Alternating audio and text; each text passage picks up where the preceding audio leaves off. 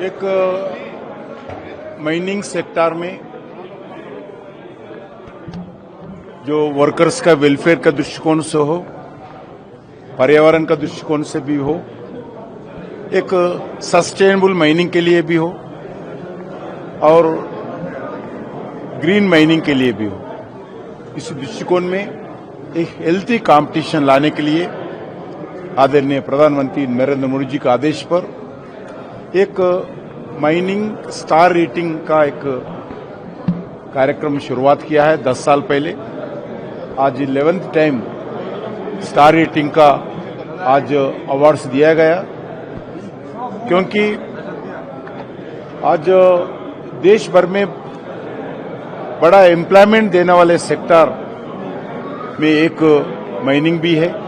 Mining हो, कोल में हो, बड़ा संख्या में एम्प्लॉयमेंट जनरेशन होते हैं। स्टेट गवर्नमेंट्स को रेवेन्यू भी मिलता है, क्योंकि आज माइनिंग सेक्टर के द्वारा ही दुनिया में आज डेवलपमेंटल एक्टिविटी हो, अलग अलग इम्पोर्टेंट सेक्टर का जो कमी है, कमी दूर करने का एक अवसर है। इसी दृष्टिकोण से एक सस्टेनेबल माइनिंग दृष्टिकोण से ये अवार्ड्स देने का कार्यक्रम किया है। आज पावर के जो बिजली उत्पादन के लिए आज भी 75% से ज्यादा थर्मल कोल आधारित जो पावर जनरेशंस के द्वारा ही आज बिजली उत्पादन होता है। और उसके साथ साथ जो क्रिटिकल मिनरल्स है, आज सेलफोन से लेकर रॉकेट लॉन्चर तक सभी जगह क्रिटिकल मिनरल्स का बहुत जरूरी है। अभी भी भारत 90% से ज्यादा 95% से ज्यादा क्रिटिकल मिनरल्स इंपोर्ट करते हैं। उसको पूर्ति करने के लिए लोकल भारत का make in India critical minerals को डेवलप करने के लिए प्रयास करें। उसके साथ साथ अलग अलग विदेशों में भारत का प्राइवेट कंपनी जाइए और भारत का सरकार का पीएसयू जाकर क्रिटिकल मिनरल्स को माइनिंग करके भारत लाने के लिए भी प्रधानमंत्री जी लगातार प्रयास करें। अभी माइनिंग मिनिस्ट्री 2-3 कंट्रीज में अभी इस विषय पर चर्चा कर रहे, और अर्जेंटीना जैसा देश में 5 लिथियम ब्लॉक्स भारत सरकार अर्जेंटीना सरकार से बातचीत करके गवर्नमेंट टू गवर्नमेंट हम 5 ब्लॉक्स लिया है। उसका एक्सप्लोरेशन काम शुरू किया है।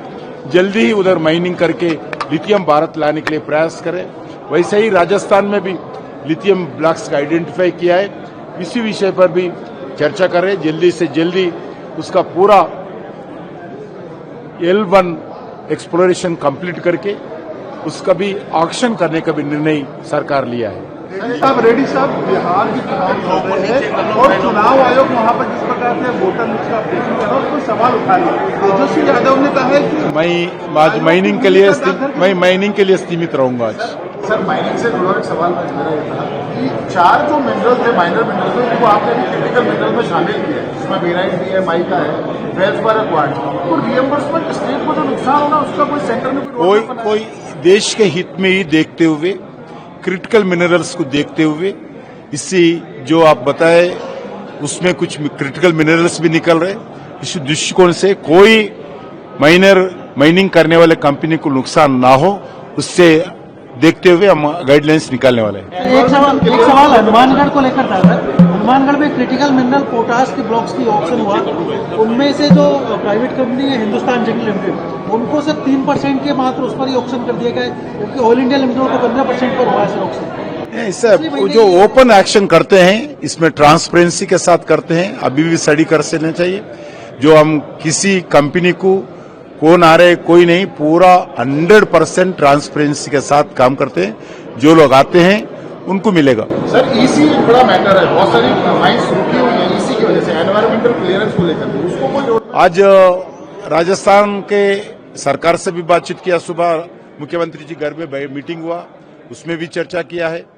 हम लगातार एनवायरमेंटल मिनिस्ट्री से, फॉरेस्ट मिनिस्ट्री से बातचीत करें, और उसमें भी उनका जितने भी कंडीशंस है, कंडीशन देखते हुए जल्दी से जल्दी क्लियरेंस से देना चाहिए। ऐसा माइनिंग मिनिस्ट्री के द्वारा प्रधानमंत्री के समय चर्चा हुआ। जनवरी में एक नया गाइडलाइंस निकाला, उसके आधार पर थोड़ा स्पीडी एनवायरमेंट क्लियरेंसेस आज मिल रही हैं। एक सर आपने अपनी देश की जो पहली गोल्ड माइन थी सर, वो भी उसमें इंटरनेशनल ऑर्बिटेशन में फंसी हुई है, उसको लेकर के आपकी तरफ से क्या प्रयास हो रहा है? वो अभी इंटरनेशनल आर्बिट्रेशन में है, जितना जल्दी हो सकते हैं, मगर वो माइंस, दो भी माइंस को हम जल्दी एक्शन करने वाले हैं। आज ही मैं राजस्थान सरकार से बातचीत किया, 2 माइंस जो है आर्बिट्रेशन रहने के बाद भी एक्शन करने के लिए निर्णय किया।